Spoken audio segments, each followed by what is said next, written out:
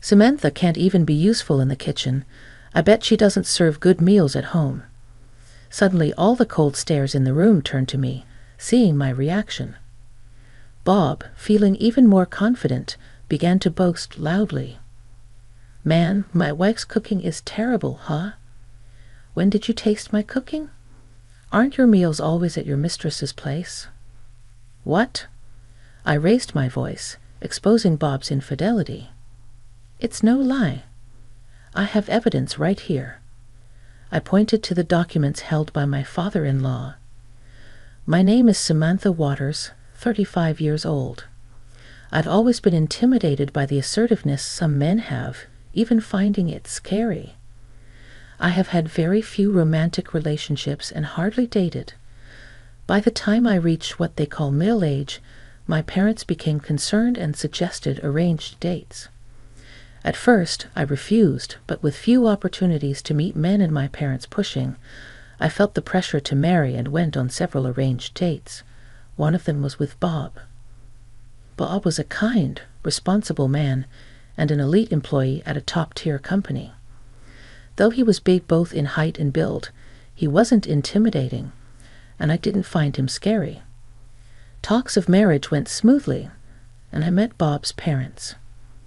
Bob's family runs a traditional cooking school, and his father is a renowned master in the field.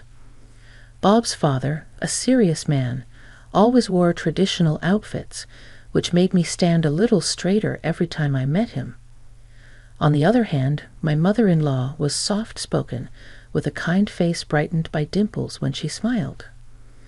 Bob and I decided to get married. My parents were over the moon, saying I had hit the jackpot. A condition of our marriage was for me to become a housewife, so I quit my administrative job at an electronics company. Even then, my colleagues teased me about marrying up. Looking back, that might have been the peak of my happiness. Bob told me he's currently swamped at work and might not be able to come home often, asking for my patience. He wanted to achieve certain milestones in his current job before quitting and helping with the family business. I admired his commitment and decided to support him. Years into our marriage, Bob rarely came home. I knew he would be busy, but I didn't expect this. Most nights I'd be alone in the living room of our apartment, which Bob's parents had generously provided for us, waiting for him. Guess he's not coming home tonight. I've only cooked for Bob a few times since we got married. He hardly ever came home, and when he did, it was very late. He often went on business trips, sometimes leaving home for days. He usually ate out and worked late into the night. Despite coming home late, he'd be up and out extremely early. I'd often worried if he was getting enough rest or eating nutritious meals.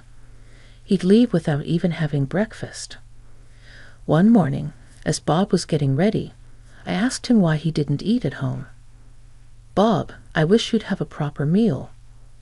Without even looking at me as he was fixing his tie, he said, "It's fine. Work's just really busy right now. Don't worry about it, Samantha." Bob just said that and immediately left the house. Even on weekends, he's at work from early morning until late at night, regardless of whether it's Saturday, Sunday, or a holiday. He's often away on business trips. At first, I thought maybe Bob was trying to give me space, avoiding being at home too much, or perhaps he was embarrassed. I even thought such sweet things at one point. When he's out this much, it feels like I'm living alone. Bob has very few belongings, only the bare essentials. Naturally, we don't converse much, so I don't know Bob's hobbies, his favorite foods, or what he dislikes. Did I do something wrong? I pondered that as well. I talked to my parents about it, but they just said something like men being busy with work is just right, and didn't take my concerns seriously. Even my few friends said it's better if the husband is out earning and not home, even saying they envy me. They too don't seem concerned about my feelings. While Bob handles the finances and always provides enough for our monthly expenses, so there's no financial insecurity, but this very lack of insecurity makes me worry more. I keep blaming myself, thinking I might have done something to upset him. I wonder if I'm lacking as a wife. I clean thoroughly. I've been learning to cook, trying to make delicious meals every day. In the limited time Bob is home, when he sees my anxious face, he tries to reassure me. Samantha, you're doing just fine. I forced myself to believe this is just how some couples are, but recently my father-in-law scolded me. I received a call from him at the end of the year. Getting a call from my father-in-law is rare, so I was taken aback when he suddenly yelled at me, making me drop the phone. Samantha, what on earth are you thinking? Did something happen? Don't play dumb. Why aren't you attending the family gatherings every single year? It was news to me that there were family gatherings. I had talked to Bob about New Year greetings before. He told me every New Year's Day, the students from the cooking school come to greet his parents, so the family doesn't gather. Moreover, he said if the family did gather, there'd be too many people, making things unmanageable. Usually, only Bob goes to his parents' home with New Year's gifts. First of all, if you aren't attending this year's gathering, shouldn't you apologize for not being able to? His stern voice made me freeze. It's a New Year's tradition for me to stay home while only Bob goes to his parents. I've been very careful with the New Year's gifts and greeting cards, trying to be as courteous as possible. I did suggest to Bob that maybe I should call, but he always said his parents were super busy around the New Year's, and I assumed it was because his father was a renowned cooking teacher. I was also a bit scared of meeting my strict father-in-law. According to him, the family gathers on January 1st for a New Year's party, and the students start visiting from January 2nd. I could only apologize over the phone. My father-in-law just criticized me, then hung up. After the call, my mind was filled with questions. What did Bob mean by Samantha? You don't need to come. Why did he lie about there being no family gathering? Did Bob really not want me to attend that much? That night around midnight, Bob came home. I felt this was the only chance, so I braced myself and asked Bob about the New Year's gathering. I got a call from your dad today. He was upset that I'm not attending the New Year's gathering. Bob sighed heavily and replied with an irritated tone. You know how it feels to be at a place with so many people. Plus, many wives don't like going to their husband's family home, right? That's why I was trying to be considerate. I was shocked at Bob's misunderstood kindness. Sure, many might dislike visiting their spouse's family. I've heard my friends complain about it, but to never go even once. That's a bit much, isn't it? Bob was reluctant, but I insisted on attending the gathering. The Waters family's New Year's party was a grand affair. A lot of relatives gathered, exchanging greetings.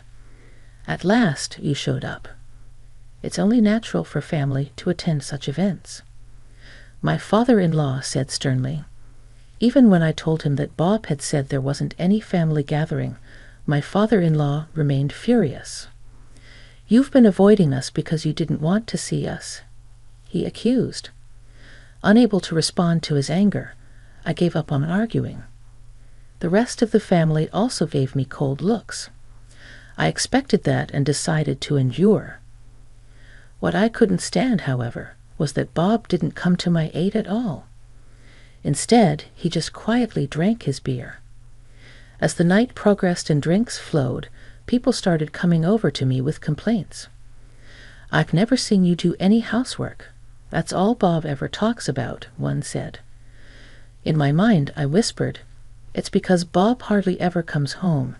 You probably don't cook often, and when you do, it's not even tasty. That's why he always ends up eating out, another chimed in. The words that came from the relatives were unfamiliar to me.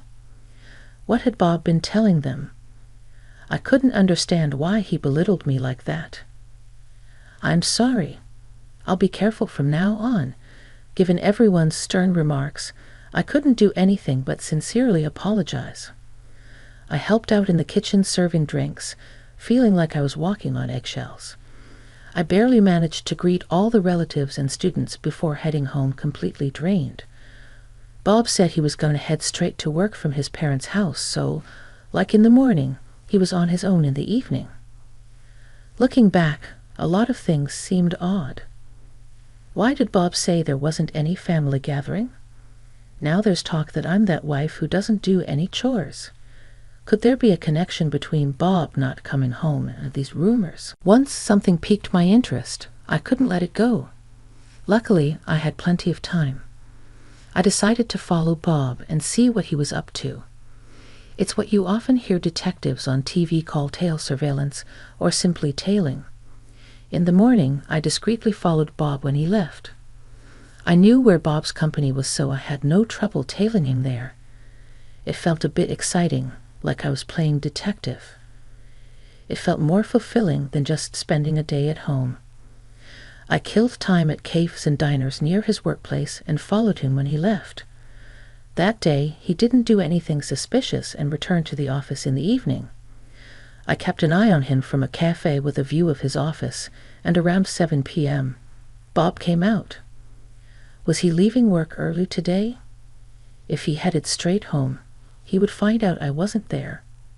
I rushed home. I managed to get home before Bob and hurriedly made dinner, waiting for him. But Bob didn't come home until after midnight. I felt something was off, so I decided to tail him again the next day. Bob's routine was the same from morning till evening. He'd go to the office, leave for a bit, and return in the evening. The real question was what he did afterward. As I kept an eye on him from a different diner around 6 p.m., Bob left his office.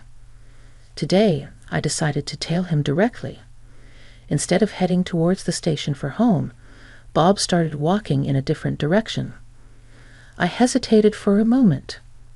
Bob was headed towards a downtown area lined with motels, much like Las Vegas's red light district. I mustered the courage to follow but lost him.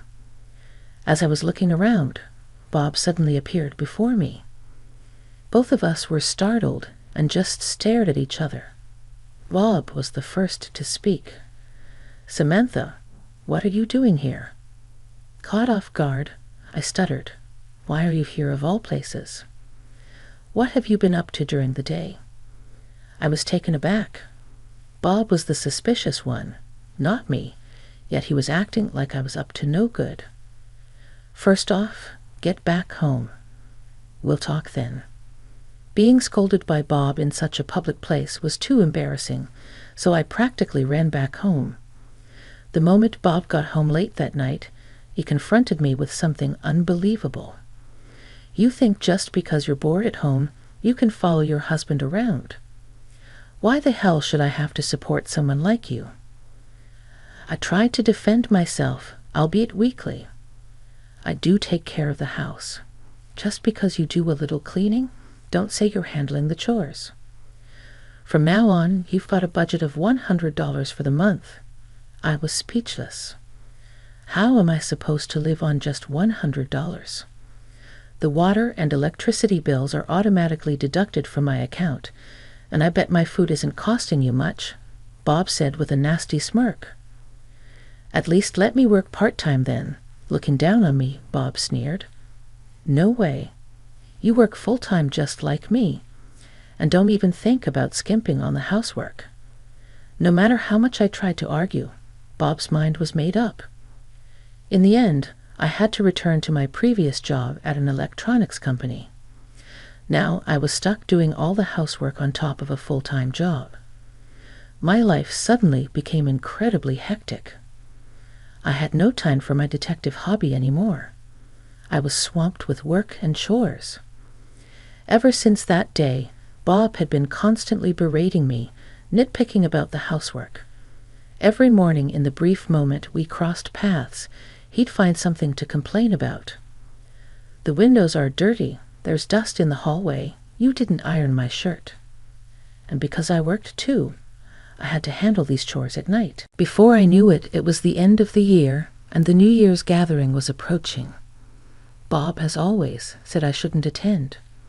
"You should stay home. No need to join the gathering." I figured it was pointless to argue, so I kept silent. As Bob left, he threw a parting shot. "You're an embarrassment. I wouldn't want you in front of our relatives." His cruel words stunned me. How could Bob say something like that? I work from morning till night and handle all the housework. How could he be so harsh? Regardless, I decided to attend the New Year's gathering without telling Bob.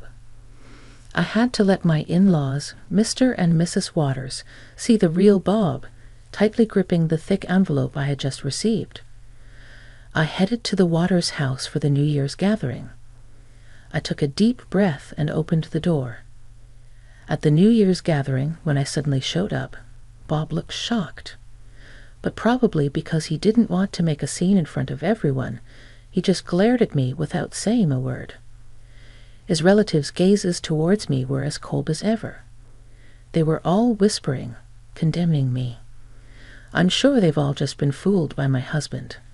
I didn't let it bother me. Enduring their cold stares, I was in the kitchen preparing the food and drinks. After a while, maybe because the alcohol started to hit him, Bob began to loudly criticize me. "Samantha can't even be useful in the kitchen. She doesn't even serve decent food at home." Everyone's icy stares turned to me all at once. Seeing that, Bob became even more arrogant, shouting out loud, "Man, my wife's cooking sucks." I caught the stern look of my father-in-law. What the hell is going on here? What have you been doing, Samantha? Maybe you're not suitable to be Bob's wife. With my father-in-law raising his voice, everyone's attention was on me. The moment everyone thought I was going to get a lecture, I stood up to Bob and began to counter-argue. "Excuse me, have you ever tasted my cooking? Aren't you always at your mistress's place?" "What?" Caught off guard, my father-in-law's mouth was agape. "What the heck are you talking about?" While everyone was in shock, only Bob tried to desperately make excuses.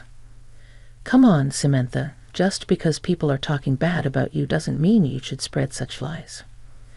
Turning to my father-in-law, Bob started to defend himself. "Dad, I don't have a mistress, I swear."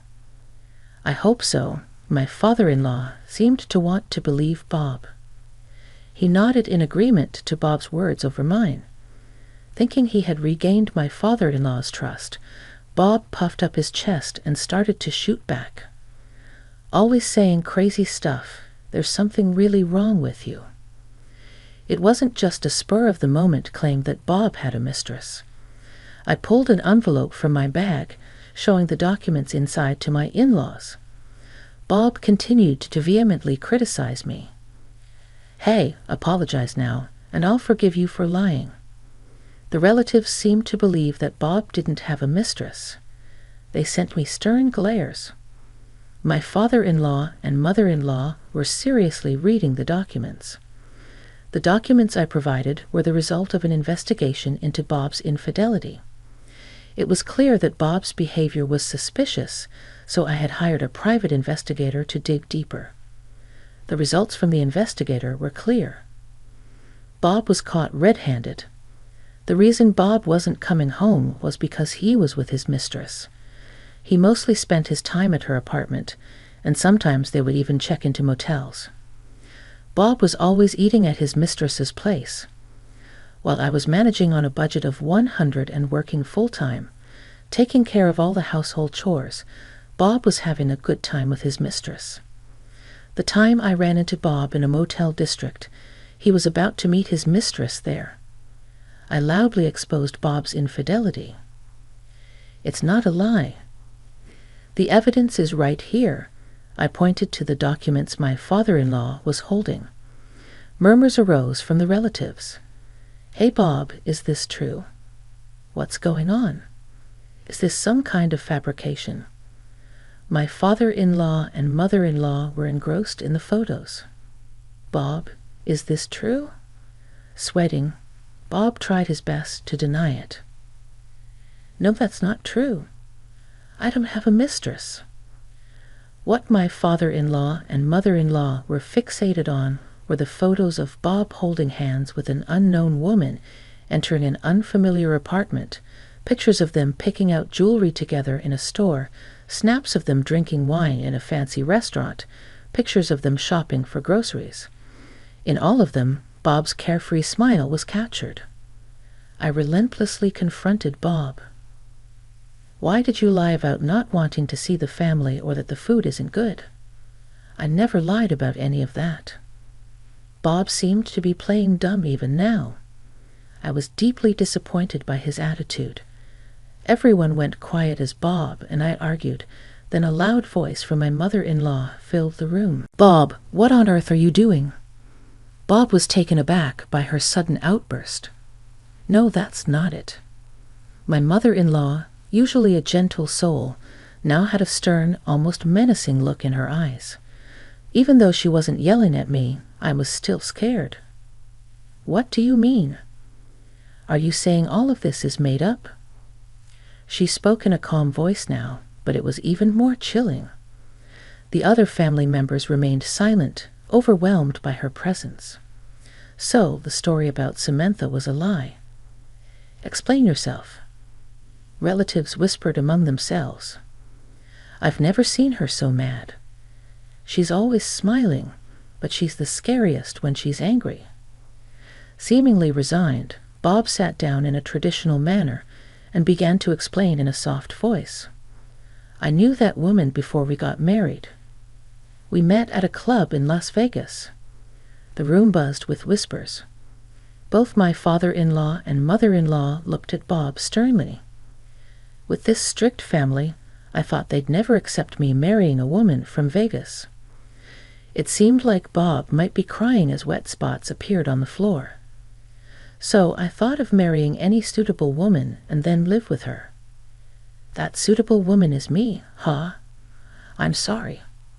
You said you weren't interested in marriage. I thought if I just provided money, everything would work out."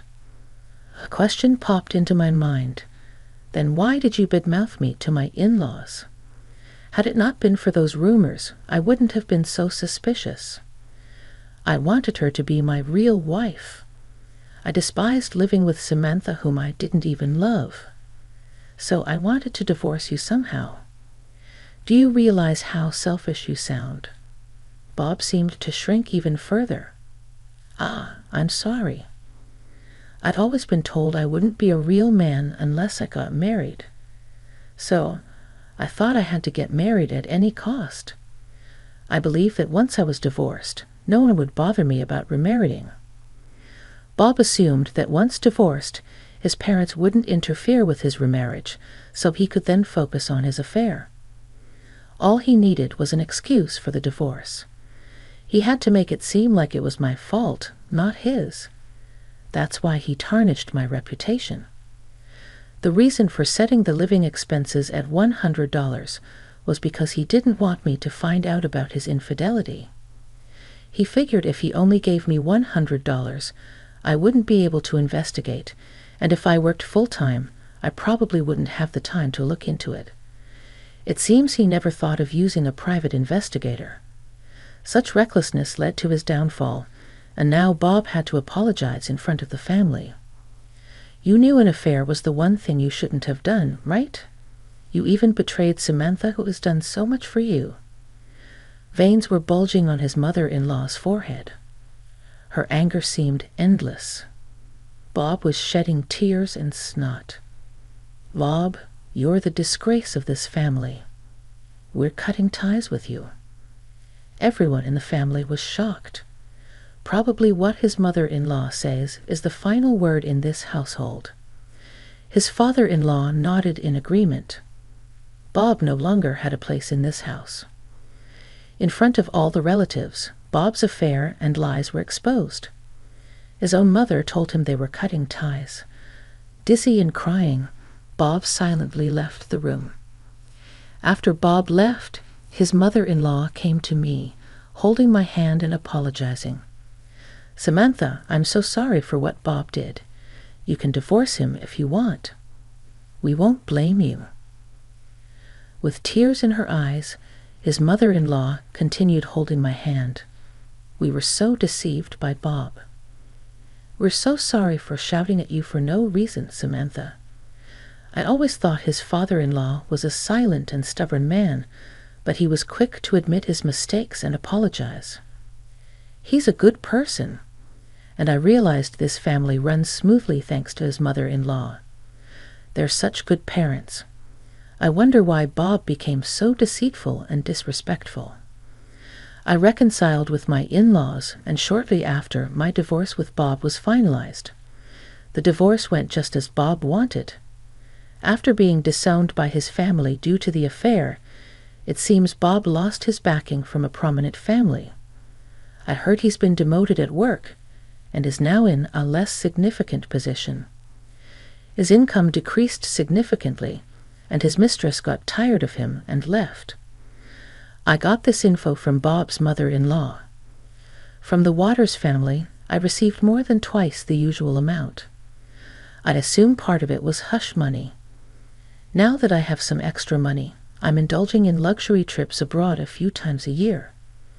The apartment they prepared for me and Bob is mine to use as long as I want. Bob was hardly ever there, so I'm living freely without any memories of him. The only good thing Bob ever did was encouraging me to return to work. Thanks to that, I have a stable income now, and it seems I won't face any financial difficulties. I occasionally keep in touch with my ex-father-in-law and the rest. They invite me to their New Year gatherings, but I decline.